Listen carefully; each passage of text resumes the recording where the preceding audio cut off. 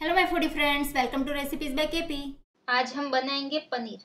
सबसे पहले मैं आपको पनीर और चीज़ की रेसिपी के बीच का डिफरेंस बताऊंगी, जिससे आपको पता चलेगा कि दोनों में ऑलमोस्ट सेम इंग्रेडिएंट्स और ऑलमोस्ट सेम प्रोसेस के बावजूद भी एंड प्रोडक्ट्स की कैरेक्टरिस्टिक्स में इतना बड़ा डिफरेंस कैसे होता है। तो रेसिपी में जो मेन डिफरेंस होता है वो है टेम्परेचर्स का। पनीर को थोड़ा ज्यादा टेम्परेचर पे फाड़ा जाता है, जबकि चीज को थोड़ा कम टेम्परेचर पे। और दोनों प्रोसेस में जब मिल्क को फाड़ने की प्रोसेस खत्म होती है तब चीज को गर्म पानी में, जबकि पनीर को ठंडे पानी में धोया जाता है। यही वो रीजन है जिससे पनीर में च्यूईनेस आती है और वो इरेजर की तरह फील होता है। गर्म करने पर पनीर पिघलता नहीं पर सिर्फ सॉफ्ट बनता है, जबकि चीज में वो इरेजर स्टाइल की च्यूईनेस नहीं होती है और उसे गर्म करने पर वह पिघलता है।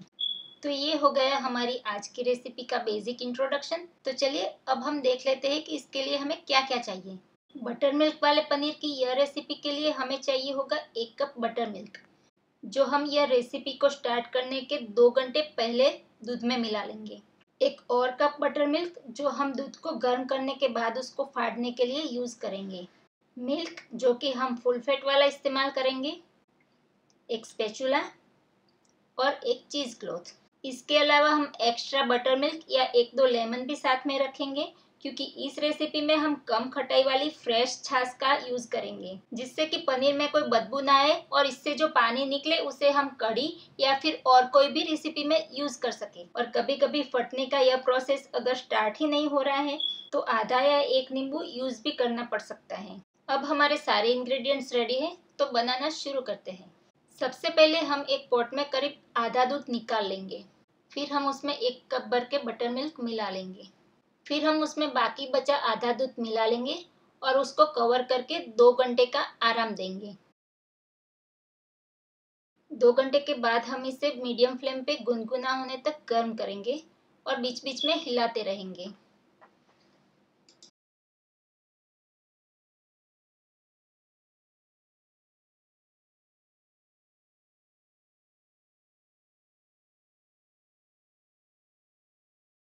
जब ये गुनगुना गर्म हो जाता है हम इसमें थोड़ा थोड़ा करके बटर मिल्क मिलाएंगे।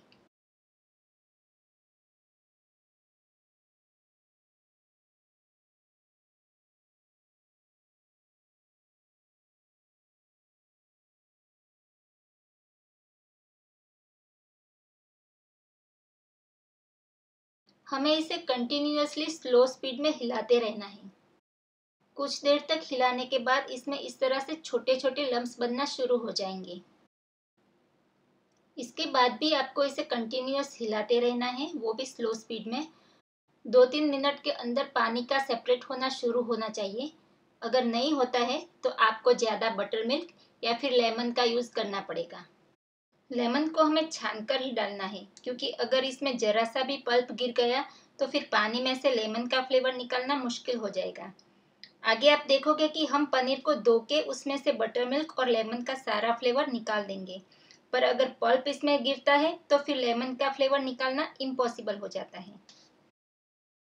और हाँ, हमें एक और बात का भी ध्यान रखना है कि हमें दूध को फाड़ने में चाहे कितना भी टाइम लग जाए, पर टेम्परेचर को हाई नहीं करना है, क्योंकि बहुत ज़्यादा टेम्परेचर पे जब दूध फटता है तो पनीर ऐसा बनता है जो इजीली इकट्ठा नहीं हो पाता, वो क्रम्बली बन जाता है, जो सिर्फ पनीर भुर्जी जैसी रेसिपी में ही यूज हो सकता है। तो मैं रेकमेंड करूंगी कि आप जरूरत पड़ने पर ज़्यादा बटर मिल्क या ज़्यादा लेमन यूज करें, पर टेम्परेचर को हाई ना करें। जब आपको इसमें से पानी सेपरेट होता दिखे तो आपको इसे इस तरह से कंटिन्यूअसली एक ही डायरेक्शन में हिलाते रहना है, जब तक कि पानी क्लियर सा दिखने लगे। फिर हम हीट को बंद कर देंगे और पॉट को स्टोव पे से उतार लेंगे। फिर आपको देखना है कि अगर आपका पनीर बहुत ही ज़्यादा सॉफ्ट है तो उसे 1-2 मिनट तक इसी पानी में पड़े रहने दो, और अगर पनीर इनफ पक गया है तो इसे हमें तुरंत ही छान लेना है। अब हम इसे इस तरह से समेट के आइस वाले या फिर ज़्यादा ठंडे पानी में बाथ कराने के लिए ले जाएंगे। ये जो पानी सेपरेट हुआ है इसे वे कहा जाता है। इसे आप चाहे किसी रेसिपी में यूज़ करो या फिर अगली बार पनीर को फाड़ने के लिए स्टोर कर लो। अब हमने जो चीज़ क्लॉथ में पनीर समेट के रखा था, इसे हम बहुत ही ठंडे पानी में इस तरह से दबाते हुए नहला लेंगे। इससे पनीर में इरेजर जैसी च्यूईनेस आती है।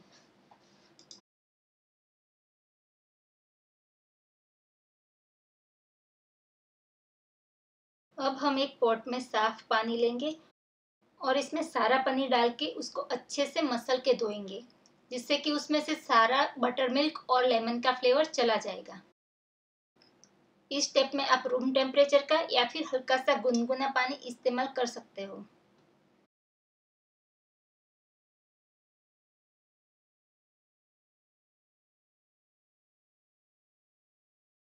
फिर हमें इसे वही वाला चीज क्लॉथ इस्तेमाल करके छान लेना है। यहाँ पे आपको थोड़ा सा पनीर टेस्ट कर लेना है, और अगर आपको लेमन या बटर मिल्क का थोड़ा सा भी फ्लेवर या स्मेल आती है तो आप इस स्टेप को 1 या 2 बार रिपीट भी कर सकते हो।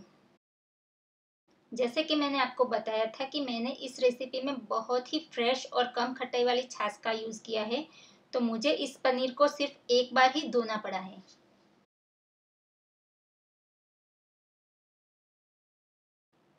अब हम चीज़ क्लॉथ को थोड़ा थोड़ा ट्विस्ट करके पनीर में से पानी को जितना हो सके निकाल देंगे,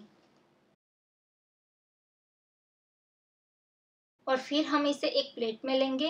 इसे थोड़ा थोड़ा मसल के अच्छे से स्मूथ कर लेंगे, जिससे कि इसका हम जो भी शेप बनाए वो अच्छा स्मूथ बने।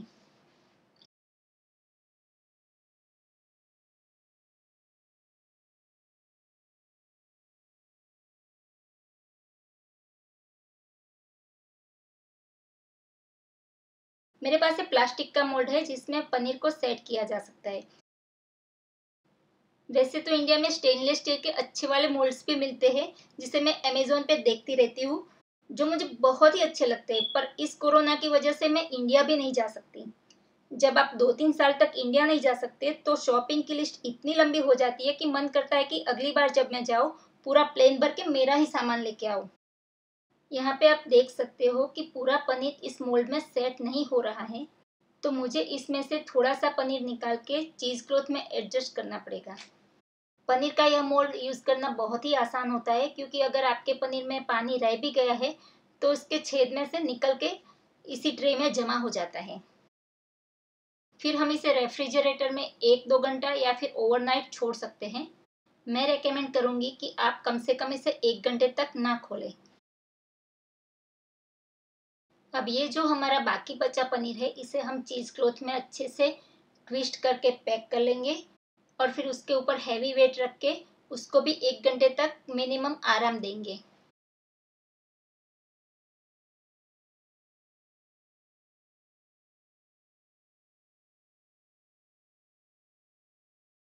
1 घंटे के बाद हमारा पनीर काटने के लिए रेडी है। तो देखते हैं कैसा बना है हमारा पनीर।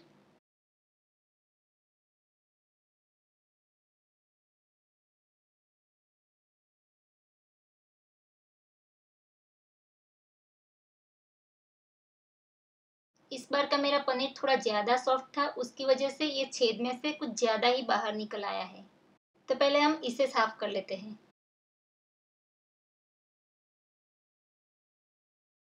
फिर हमें मोल्ड को उल्टा करके धीरे धीरे से ऐसे थपथपाना है, जिससे कि पनीर अपने आप ही बाहर निकल आएगा।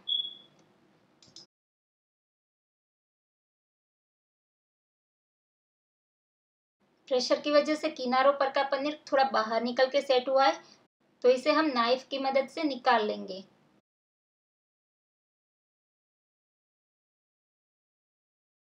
अब हमें पनीर को अपनी ज़रूरत के हिसाब से बड़े या छोटे क्यूब में काट लेना है। पंजाबी सब्जी में यूज़ करना हो तो मैं अक्सर इसे थोड़े छोटे टुकड़े में काटती हूँ। तो ये देखिए कितना सॉफ्ट बना है हमारा पनीर, बिल्कुल परफेक्ट बना है। पर मैं इसे एक अमेरिकन फ्रेंड की दी हुई रेसिपी में यूज़ करने वाली हूँ, जिसमें मुझे थोड़े बड़े पीसेस चाहिए। तो आज मैं इसे इस साइज़ के पीसेस में काट ले रही हूँ। अगर आपको इसे 1-2 दिन में ही इस्तेमाल करना है तो इसे इस तरह से बैग में भर के रेफ्रिजरेट करके रखना है। आप चाहो तो इसमें प्रोडक्शन डेट लिख के रख सकते हो। अक्सर हमारे फ्रीज या फ्रीजर में एक जैसी चीज़ें जमा हो जाती है, और घर में सब लोगों को तो याद होता नहीं कि कौन सी चीज़ पहले बनी हुई है और कौन सी चीज़ बाद में बनी हुई है। तो अगर हम डेट नहीं लिखेंगे तो कोई भी कुछ भी यूज़ कर लेगा। ये हमारा पनीर 2-3 दिन तक यूज़ करने के लिए, स्टोर करने के लिए रेडी है। अगर आपको इसे 3-4 दिन के बाद यूज़ करना है तो आपको इसे फ्रीज़र में सेव करना पड़ेगा। इसके लिए प्रोसेस थोड़ा सा अलग है। इसके लिए आपको एक प्लेट में ज़रा सा ऑयल लगा के इसमें सारे क्यूब्स अरेंज कर लेना है और फिर इस प्लेट को सारे क्यूब्स हार्ड हो जाने तक फ्रीज़र में रखना है। जब आपके पनीर के क्यूब्स हार्ड हो जाए तो आप इन्हें जिपलॉक बैग में भर के या फिर किसी भी एयरटाइट कंटेनर में भर के इसे 10 to 15 डेज तक सेफली इस्तेमाल किया जा सकता है। पनीर को फ्रीज़र में सेव करने के लिए अगर आप ये वाला स्टेप नहीं करोगे तो क्या होगा कि पनीर के सारे क्यूब एक दूसरे से चिपक जाएंगे और ऐसे ही फ्रीज होंगे, जो आपके लिए बाद में अलग करना मुश्किल हो जाएगा। गाढ़ा दही बनाने की और मोज़रेला चीज़ बनाने की मेरी रेसिपी को आप ज़रूर से ट्राई करें। आपको वो रेसिपी ज़रूर से पसंद आएगी।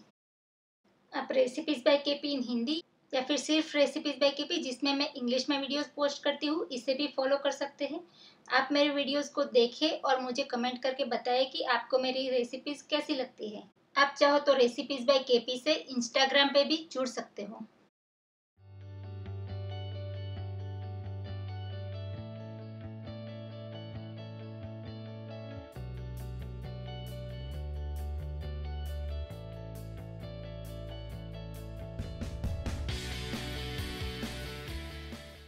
आपको ये रेसिपी ज़रूर से ट्राई करनी है और मुझे कमेंट करके बताना है कि आपका ट्रायल राउंड कैसा रहा। अगर आपको ये रेसिपी पसंद आती है तो एक लाइक तो बनता है, और अगर आपने अब तक सब्सक्राइब नहीं किया है तो वो भी कर लीजिए। मैं आपके लिए लाती हूँ ढेर सारी यमी और हेल्दी रेसिपीज, सो मुझसे जुड़े रहने के लिए घंटी भी जरूर से दबाना, सो आप मेरा लेटेस्ट वीडियो मिस ना करें। तो फिर मिलते हैं एक नई रेसिपी के साथ, तब तक के लिए हैप्पी कुकिंग, बाय बाय।